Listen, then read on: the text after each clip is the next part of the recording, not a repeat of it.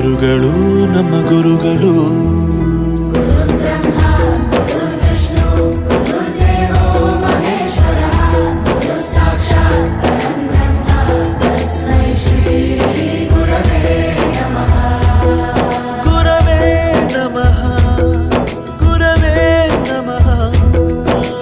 ಬಳಪ ಹಿಡಿದ ಭಗವಂತ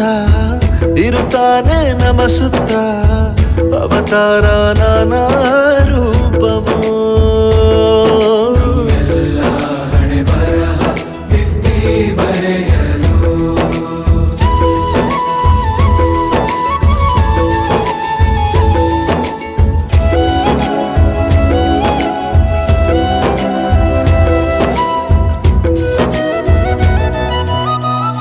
ಬಾಳಲ್ಲಿ ಲೆಕ್ಕ